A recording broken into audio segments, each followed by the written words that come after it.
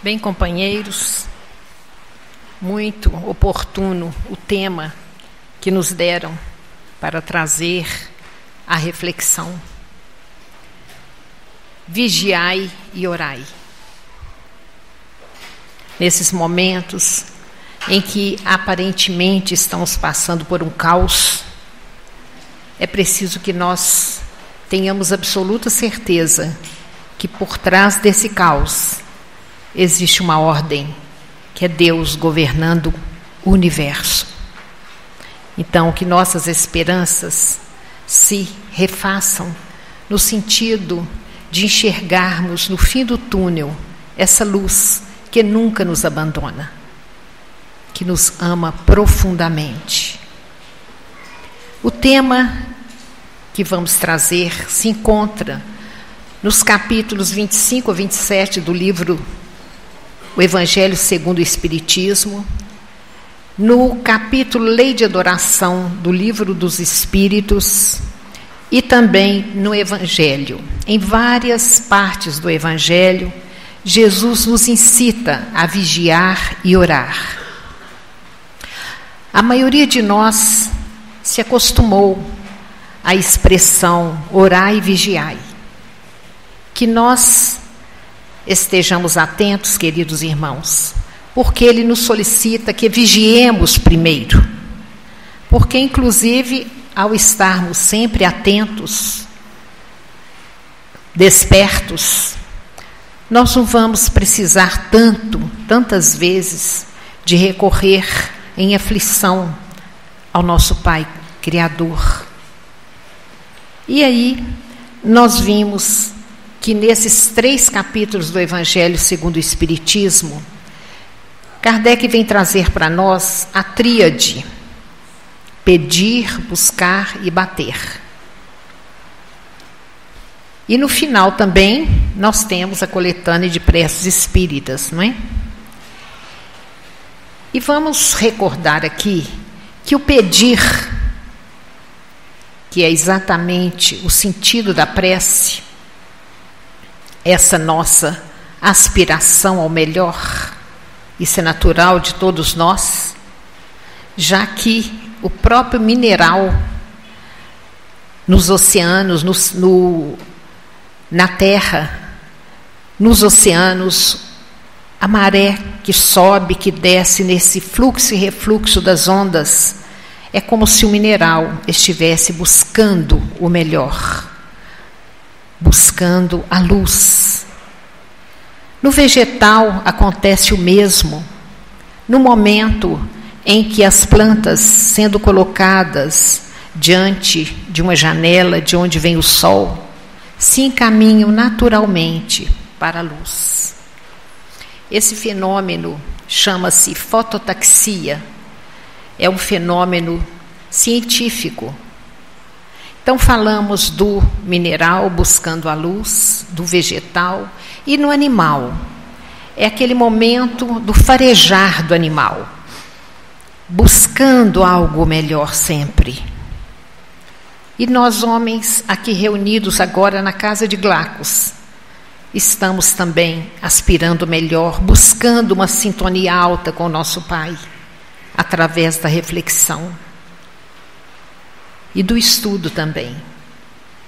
E para que nossa reforma íntima aconteça, é necessário mesmo, que é o maior objetivo da doutrina espírita, que nós estudemos, reflitamos e sirvamos, como Jesus disse para nós certa vez: eu entre vocês não vim para servir, para ser servido, mas para servir e dar a minha vida por muitos.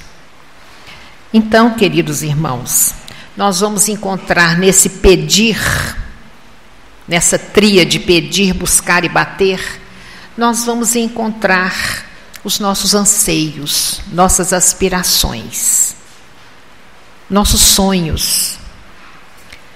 E esse pedir fala dos nossos desejos, que tanto necessitamos alcançá-los nós estamos aqui justamente para fazer por merecer, para estarmos dentro do fluxo natural da vida, que é a evolução, para crescermos. Depois do pedir, nós temos o buscar. E é o que nós estamos fazendo aqui todos agora. Estamos nos esforçando, trabalhando. Por que trabalhando? Porque no Livro dos Espíritos, Kardec diz, os Espíritos respondem a Kardec na pergunta o que é o trabalho. Os Espíritos dizem que é toda ocupação útil.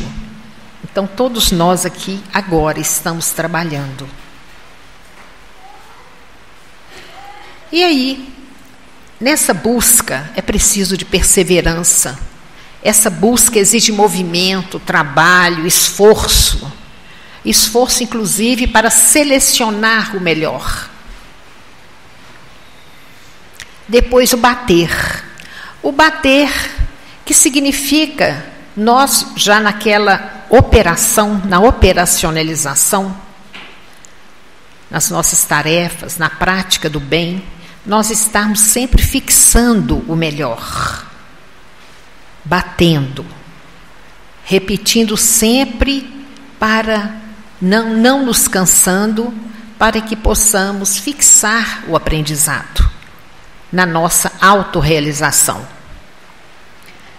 Bem, vamos lembrar aqui agora, quando Jesus entra na casa de Lázaro e Marta estava cuidando dos afazeres domésticos, arrumando a casa, fazendo o alimento para servir a Jesus. E Maria se assenta a seus pés. E Marta grita lá do fundo: Mestre, não deveria Maria estar aqui me ajudando? Ao que Jesus então responde a Marta: Marta, Marta, andas distraída com muitas coisas que não são essenciais. Maria escolheu a melhor parte, que nunca lhe será tirada. É aquela história que nós sabemos, conhecemos já há muito tempo no Evangelho. Procurai primeiro o reino de Deus e tudo mais lhe será acrescentado.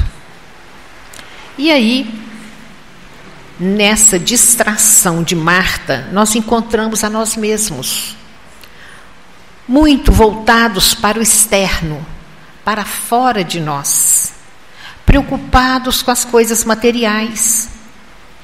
Mas é verdade que é preciso que estejamos, sim, porque Marta estava ali cuidando da arrumação da casa, dos alimentos, que é necessário também. Mas que nós, queridos irmãos, e é a mensagem de Jesus, sejamos sempre Marias, todos nós, sempre em comunhão com o nosso Mestre, que vai nos sustentar para darmos conta mesmo das coisas materiais, do que é necessário dentro dos nossos objetivos na vida. Então, nós vamos perceber que o vigiar tem tudo a ver é um chamamento para nós que andamos muito distraídos. Inclusive a própria mídia nos chama muito, recebemos muitos chamamentos para estarmos sempre do lado de fora. E por que essa importância de estarmos do lado de dentro, interiorizando-nos? Porque é dentro de nós que a centelha divina pulsa, que Deus fala conosco, e nem sempre ouvimos a voz dele. Para começar, que nossos ouvidos só escutam, não ouvem. Jesus tantas vezes chamou-nos atenção para isso. Aqueles que tiverem olhos de ver e ouvidos de ouvir, ouçam. Porque Emmanuel, numa das suas obras, ele diz que ouvir é analisar, refletir e ponderar. Não é somente escutar. É preciso que nós tiremos proveito daquilo que chega aos nossos ouvidos. Logicamente, daquilo que for positivo, como no momento desse aqui, nessa oportunidade tão sagrada. E aí, então, essa vigilância é o fato de nós estarmos acordados, atentos, inteiros, aonde quer que nós estejamos, de corpo e alma, porque nem sempre estamos de alma, sempre de corpo. E aí, nós vamos perceber até mesmo além das aparências, se nós estivermos despertos. Então, a vida nos traz tantos sinais, não é mesmo, irmãos? Muitos sinais. E, às vezes, os sinais até vão crescendo, são maiores a cada dia, porque nós não escutamos os menores. Então, é preciso, às vezes, um trovão enorme para que nós ouçamos, para que nós prestemos atenção. Seria melhor que não precisássemos de, por exemplo, passar por uma doença grave, estando acamados tanto tempo, para olharmos para dentro de nós mesmos. É preciso que nós estejamos construindo sempre uma instância psíquica observadora de nós mesmos. Aqui, por exemplo, eu aqui. O que é que está me movendo para eu estar aqui? É preciso que eu saiba disso. Ter consciência de mim mesmo. E me conhecer em quaisquer posições. E é na pergunta 919 de O Livro dos Espíritos que, quando Kardec pergunta a eles como que nós faríamos, mais ou menos assim, ele está até aqui comigo o livro, mas não vamos buscar a pergunta. Como que nós faríamos para fazermos uma evolução assim em linha mais reta, não ouvindo as insinuações do mal, as sugestões do mal? Aí os espíritos respondem: um sábio da antiguidade vos disse, conhece-te a ti mesmo. Então, queridos irmãos, esse autoconhecimento é o primeiro passo para a nossa reforma íntima. É preciso fazermos contato com a luz que nós somos, porque somos filhos da luz maior, que é Deus nosso Pai, mas as sombras em que estamos, graças ao Pai, é um estado provisório, temporário, porque as nossas sombras, se conscientizadas e aceitas mesmo por nós, a partir de então podemos transformá-las em luz, porque elas são perecíveis. Agora a luz não, a luz é imperecível. Nós somos filhos da luz, portanto, herdamos do Pai essa luz. Isso é muito lindo, porque essa luz é justamente o nosso potencial divino, os atributos do Pai, porque o Filho herda do Pai, e somos filhos de Deus todos. Então, herdamos potencialmente, é preciso que essa luz que nós somos faça brilhar aonde quer que nós estejamos, principalmente nas trevas da ignorância e da miséria. E aí, nós vamos perceber que esse vigiar vai nos proporcionar descobrir valores expressivos em nós mesmos, que ou estão desperdiçados ou mal canalizados. Temos o exemplo de Maria Madalena, que se dava em amor aos homens, com um grande amor que ela tinha e era capaz de se doar, mas estava mal canalizado na prostituição. Então, queridos irmãos, todos portamos esse amor, todos, a capacidade de amar, de brilhar a nossa luz. Lá no capítulo 5, versículo 16 de Mateus, Jesus nos diz: assim brilhe a vossa luz diante dos homens, para que vejam as vossas boas obras e glorifiquem ao vosso Pai que está nos céus. Então, esse vigiar vai então nos trazer, colaborar conosco no sentido de nós fazermos uma nova semeadura, que vai, por sua vez, nos trazer como resposta o atendimento das nossas necessidades, a colheita. E esse vigiar também pode nos propor novos significados para as nossas vidas, uma ressignificação de nós próprios, das nossas posições, não é? E aqui nesse caso nosso, nós temos Jesus no capítulo 26 de Mateus, num momento muito complicado, no primeiro ato do grande drama do Calvário, onde no versículo 36, do capítulo 26 de Mateus, diz assim: então chegou Jesus com eles a um lugar chamado Getsêmani e disse a seus discípulos: assentai-vos aqui enquanto vou além orar. E levando consigo Pedro e os 2 filhos de Zebedeu, começou a entristecer-se e a angustiar-se muito. Isso é o lado personalidade de Jesus, porque a individualidade, ela é inalterável, ela é luz sempre, mas nós temos o nosso corpo, nós temos a nossa persona, não é? Com quem nós convivemos até mais do que com a nossa essência. E o grande chamamento de Jesus é para a nossa essência. Mas naquele momento tão tenebroso que ele sabia que ia passar, ele então se entristece e se angustia muito. Então lhes disse: a minha alma está cheia de tristeza até a morte. Ficai aqui e velai comigo. Então primeiro Jesus pede que eles se assentassem. Não é isso?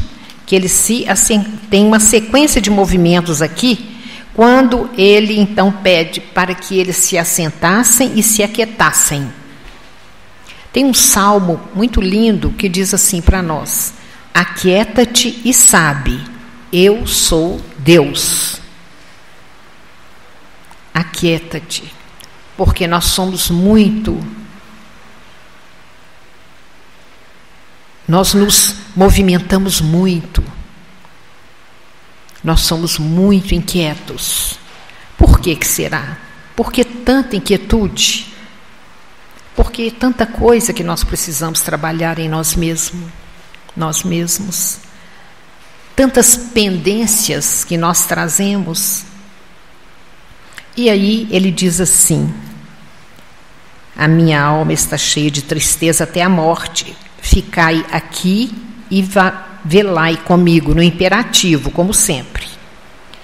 E indo um pouco mais para diante, a coisa foi esquentando, né? Prostrou-se sobre o seu rosto, orando e dizendo: meu Pai, se é possível, passe de mim este cálice, todavia não seja como eu quero, mas como tu queres. Olha que lindo. Nós queremos que sempre que as coisas sejam da forma que nós desejamos. É tão difícil a gente se entregar ao Pai de forma a dizermos: eis aqui tua serva, faze de mim segundo a vossa vontade. Nós oramos o Pai Nosso todos os dias, mas queremos sempre que a nossa vontade seja feita, porque ainda somos muito ignorantes. Porque queiramos ou não, é a vontade do Pai que predomina, porque Ele é a sabedoria suprema, causa primária de todas as coisas. E é a Ele que primeiramente devemos amar, a Deus sobre todas as coisas, e ao próximo como a nós mesmos. E aí Jesus diz, e voltando para os seus discípulos, achou-os adormecidos, e disse a Pedro: então nem um pouco pudeste velar comigo?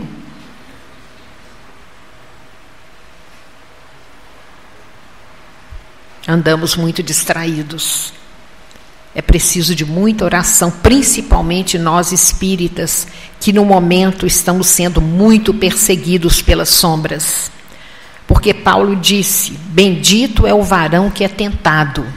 Por quê? Porque se nós somos tentados, é porque estamos buscando a nossa ascensão espiritual.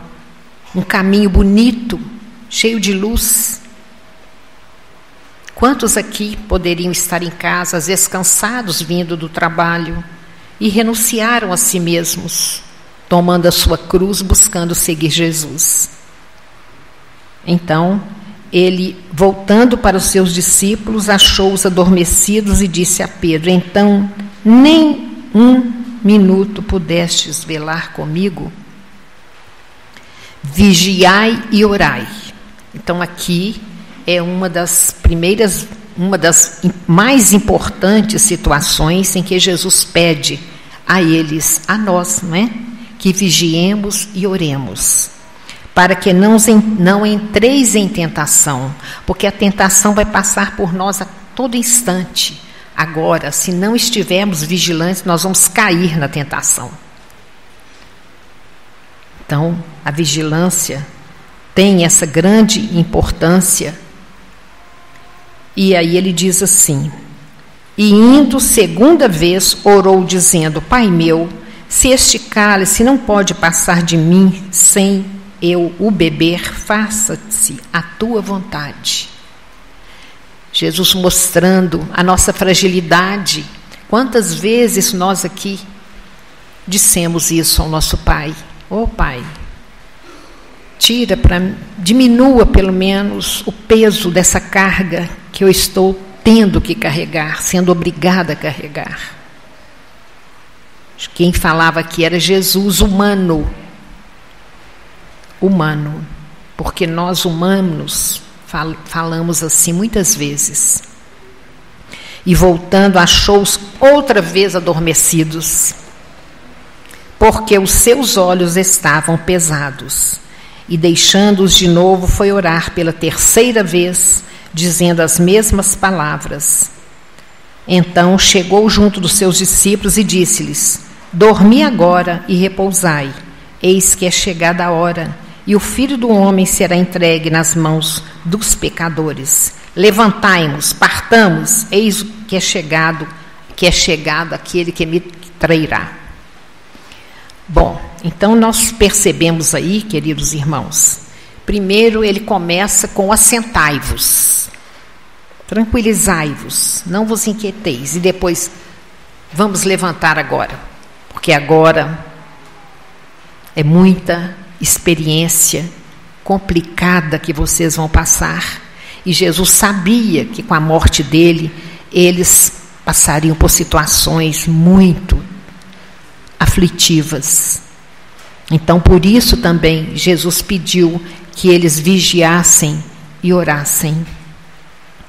Aí nós vamos ver que esse pedido de Jesus a eles seria, então, nesse caso, manter a fidelidade deles, a justiça, a verdade e o amor que era Jesus, não é?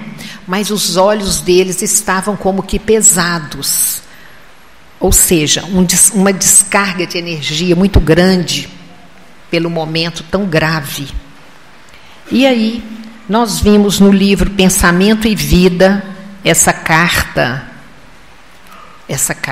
cartilha, desculpem-me, de Emmanuel, que todos nós precisaríamos estudar profundamente. Por quê?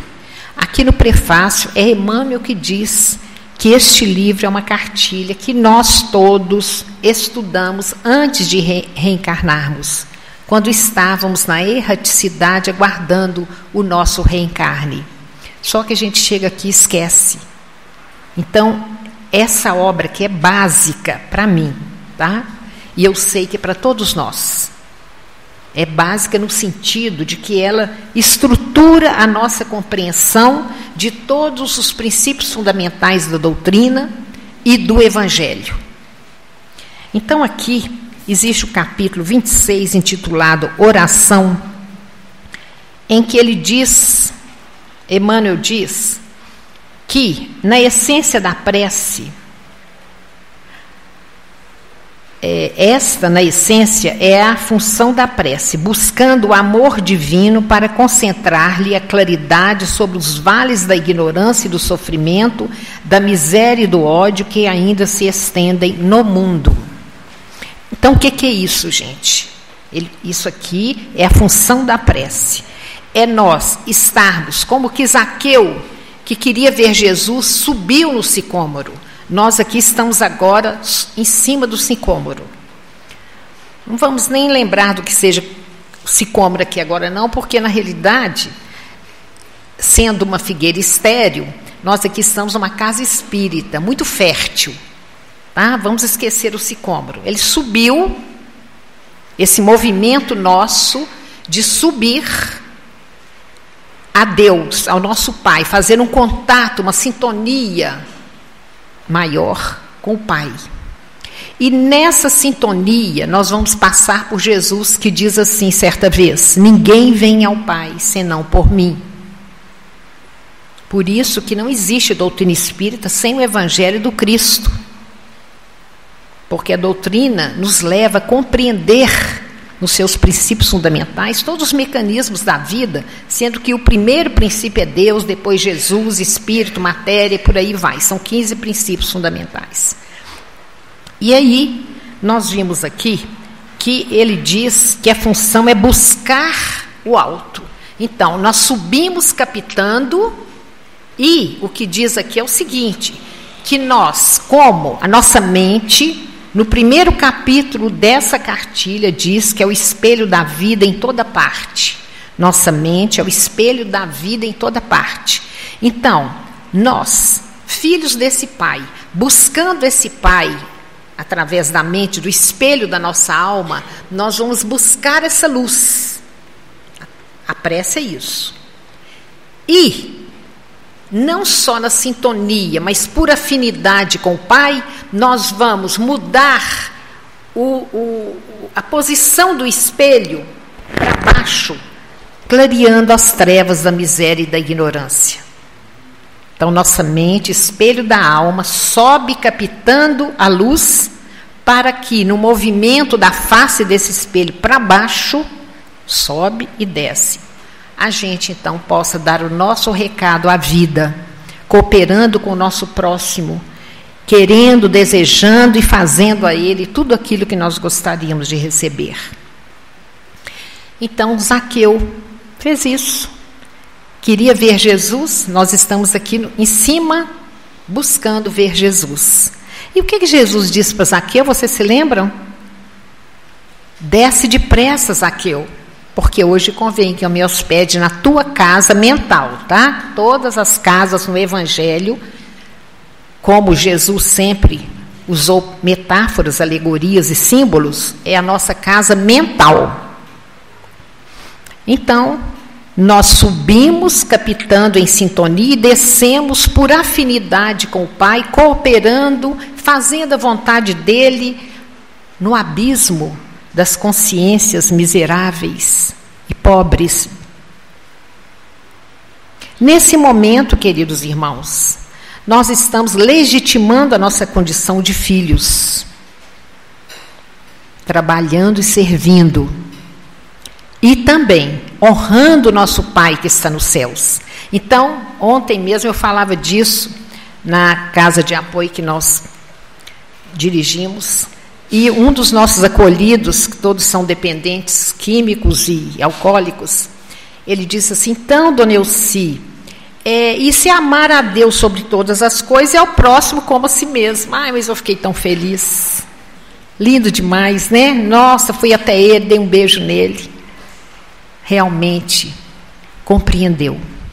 Amar a Deus sobre tudo e ao próximo, quando eu modifico a posição do espelho para baixo, atendendo às necessidades do nosso irmão, eu estou fazendo a vontade do meu Pai e amando ao meu próximo como a mim mesmo.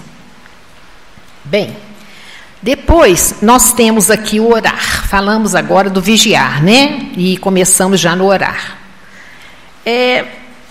Aqui, nessa cartilha, Emmanuel diz que a oração é divino movimento do espelho de nossa alma no rumo da esfera superior para refletir-lhe a grandeza.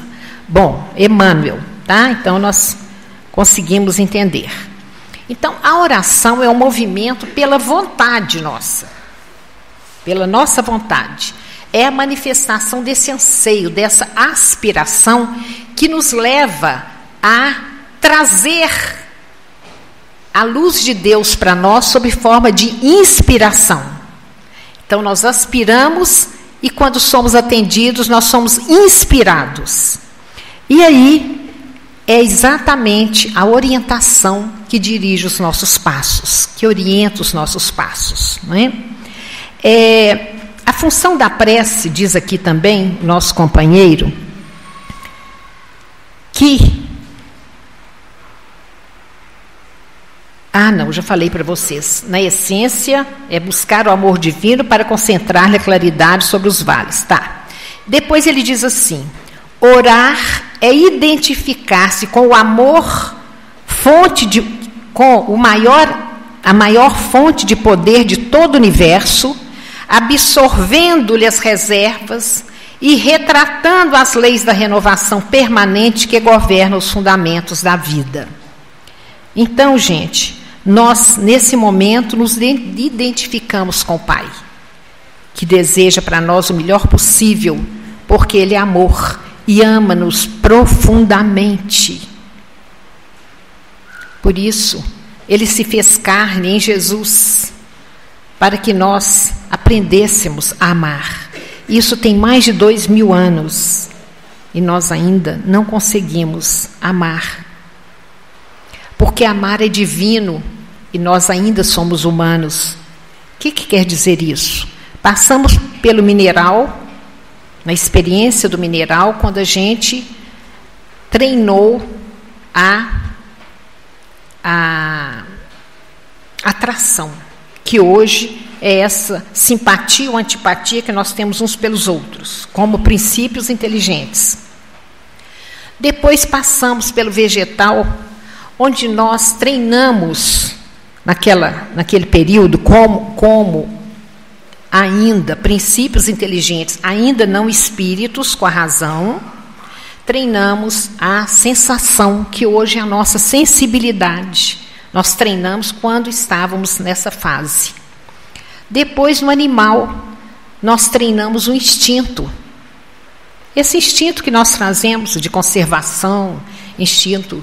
Tem uma série de instintos que nós trazemos conosco. E depois, como homens, atingindo a razão, nós nos tornamos, então, espíritos. Razão e sentimento.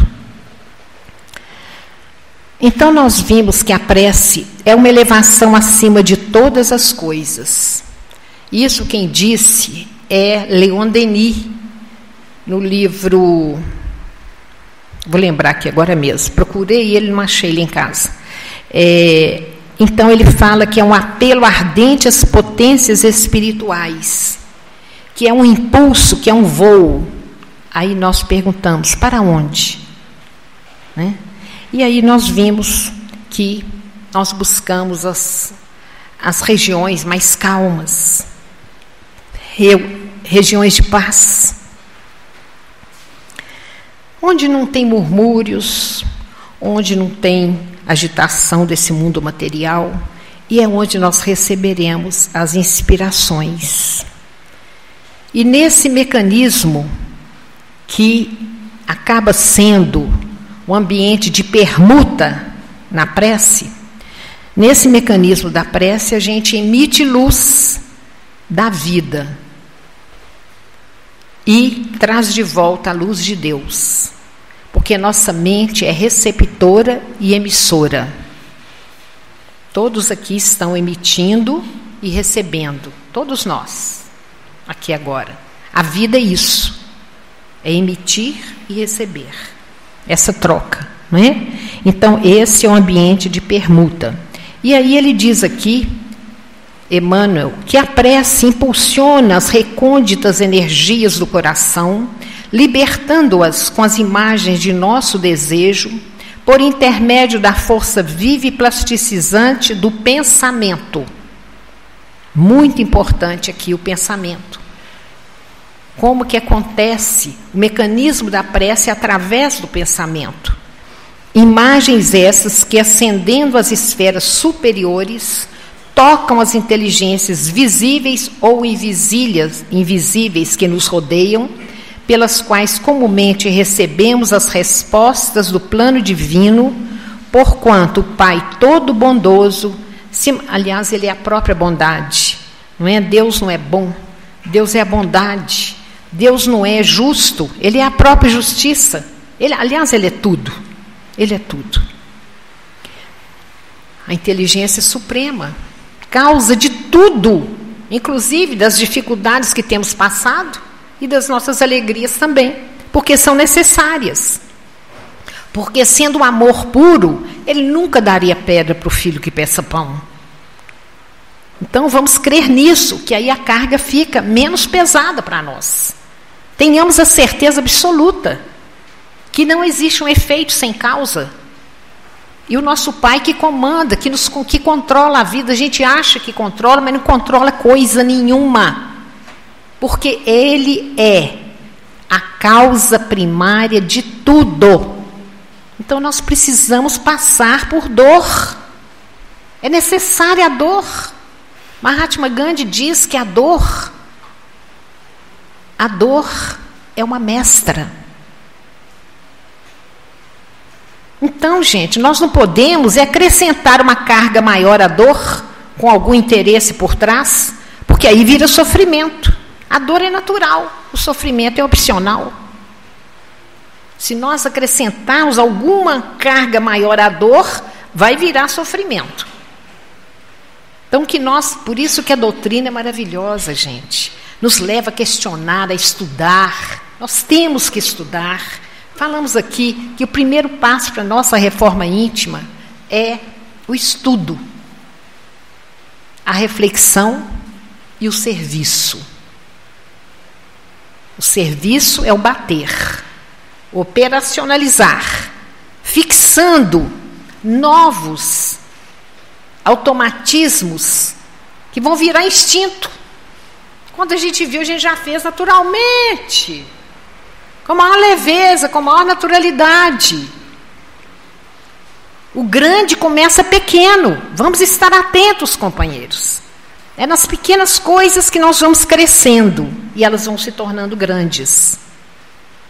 E aí ele diz assim: porquanto o Pai todo bondoso se manifesta igualmente pelos filhos que se fazem bons. Olha que lindo.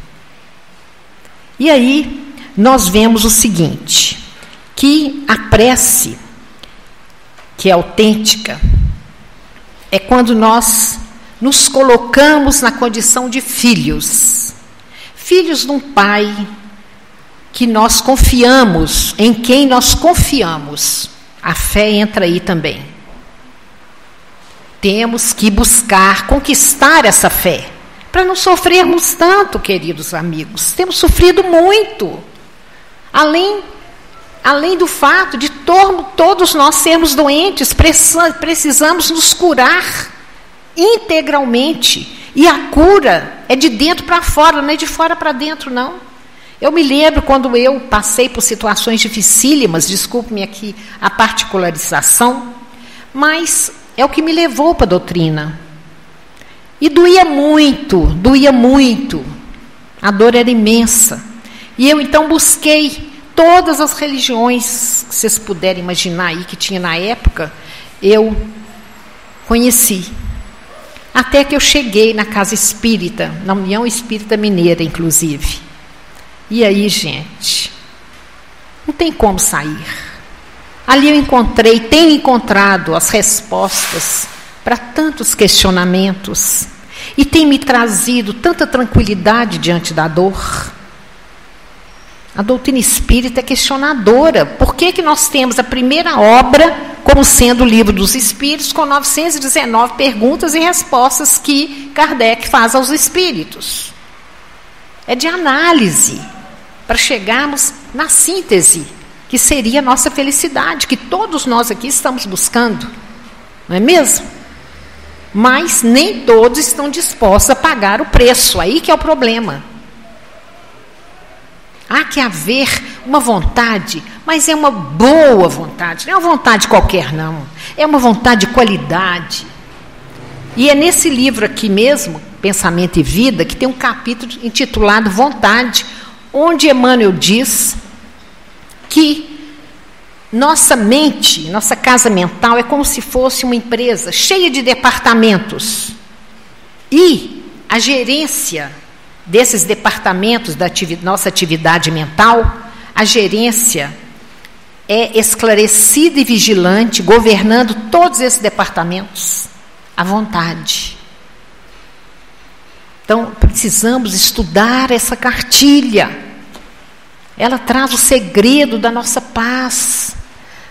Estamos cansados de sofrer, meus irmãos. Que peleja.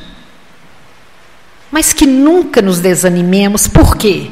Como eu disse aqui, o mineral busca a luz, o vegetal busca a luz, o animal busca e nós também estamos buscando a luz. E Jesus disse que aquele que busca, encontra.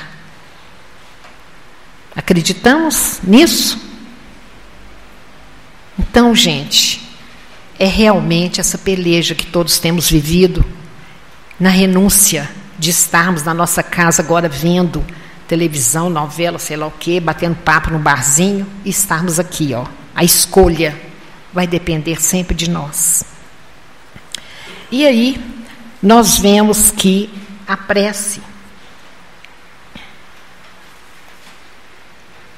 não, o evangelho, da primeira à última letra, é uma oração. Então, queridos irmãos, vamos estudar o evangelho.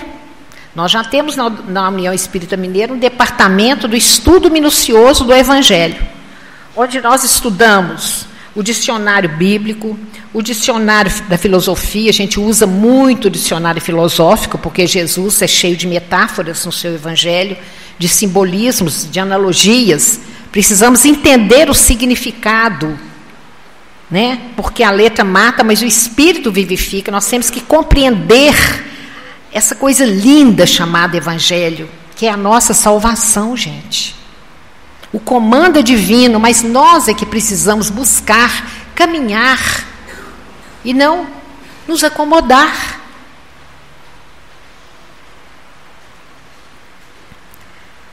Então, quem começa a viver o evangelho mesmo, que é essa prática, é um grande desafio para todos nós, né? Está orando nos moldes que a vida espera. E aí, no capítulo 5 de Mateus, versículos 5 e 6, aliás, desculpem, capítulo 6. Nossa, o meu evangelho está em pedaços já, porque... Bom, então vamos lá. Capítulo 6 de Mateus. Mas tu... Não. E quando orares, não seja como os hipócritas, pois se comprazem orar em pé nas sinagogas. Por quê, gente? Vivendo de aparência e não de essência. Nós também fazemos isso.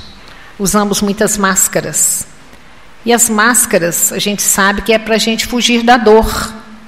E às vezes a máscara cola no nosso rosto e a gente começa até a acreditar que a gente é aquilo mesmo. E não é. Vamos ser bem fiéis a nós próprios. Dignos. Ele diz assim: e quando orares, não seja como os hipócritas, pois se comprazem em orar em pé nas sinagogas e as esquinas das ruas, para serem vistos pelos homens. A pobreza aí, gente. Em verdade vos digo que já receberam o seu galardão. Mas, como sempre, o mas, uma conjunção adversativa. Jesus usa mas, porém, todavia, entretanto, contudo, no entanto, para todo lado. Por quê, gente? Jesus foi um divisor de águas, antes de Cristo e depois de Cristo.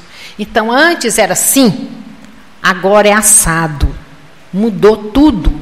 Jesus trouxe as rupturas libertadoras em todos os sentidos para todos nós. E aí, ele diz tu, quando orares, entra no teu aposento íntimo, e fechando a tua porta, a porta dos 5 sentidos, e ora teu Pai que está em oculto, e teu Pai que vê secretamente te recompensará. Nosso Pai conhece-nos muito melhor do que nós próprios.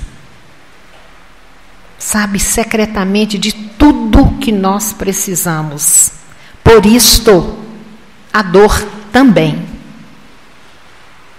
Porque a dor é nossa mestra. Não que a doutrina espírita seja apologista da dor, não é isso.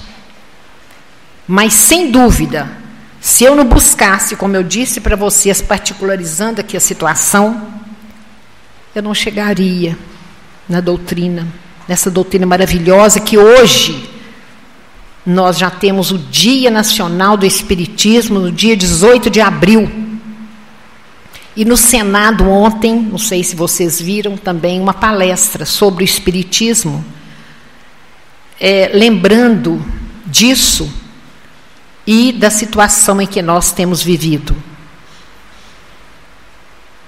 Então, no Senado, já está havendo um movimento em favor do Espiritismo. Foi até quem levou a palestra, foi o nosso companheiro, que é o Haroldo Dutra Dias. Né? Então, nós já estamos sentindo, não é esse o nosso objetivo, mas está acontecendo naturalmente, confirmando mais uma vez que o Brasil é o coração do mundo e a pátria do Evangelho, com certeza. Por que nós temos tantos companheiros aí nessa corrupção toda? Porque aqui é um hospital, é para isso mesmo, aqui que é o hospital. Nós já temos, a doutrina está crescendo muito no Brasil, muito, muito mesmo. E aí, nós vamos entendendo que a oração é um sentimento, e o seu valor está no pensamento, como eu disse anteriormente. E ela pode ter como escopo agradecer, pedir e louvar. Então, todas as vezes que a gente para orar, por favor, vamos reconhecer o tanto que somos amados pelo nosso Pai, o tanto que Jesus trabalha, meu Pai trabalha até agora e eu trabalho também, como que Ele se desdobra para trazer para nós condições, circunstâncias que favoreçam a nossa evolução. Todas as circunstâncias de nossas vidas estão unidas às nossas necessidades. Necessidade maior de conquistar virtudes, que são os valores eternos do Espírito, que nenhuma traça corroerá e nenhum ladrão roubará de nós. É a única coisa que nós levaremos daqui, companheiros, e vai ficar impregnado em nós. Então, não esqueçamos de agradecer, de pedir, depois buscar e chegar ao bater. Pedi e obtereis, buscai e achareis, batei e abrir-se-lhe-vos-á. Vai abrir um leque de possibilidades nas nossas vidas, trazendo as condições para o nosso crescimento. E aí, louvar pela grandeza do Pai, né, exaltando-o. E nós temos agora 1 minuto só, né, companheiro? Temos 1 minutinho só, não é?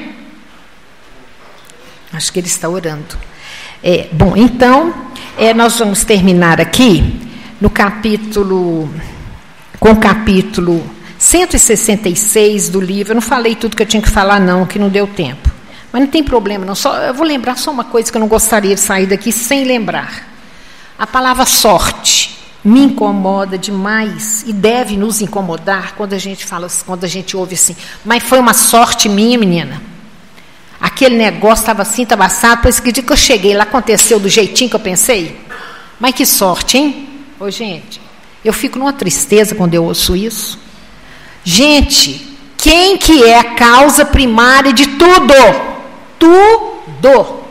Do melhor e do pior. Deus. Então, toda vez que eu escuto isso, eu falo, não, foi Deus. Que sorte que nada, gente. Não existe isso não. Sorte é apelido de Deus.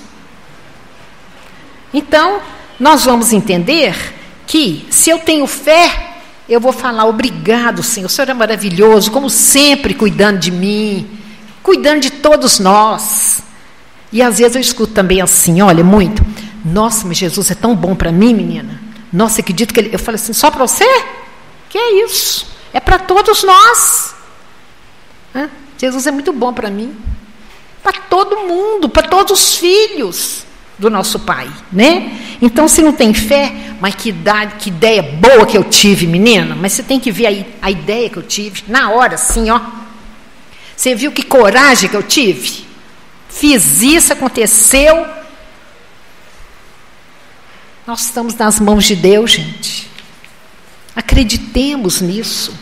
Vamos estudar para a gente ter absoluta certeza disso.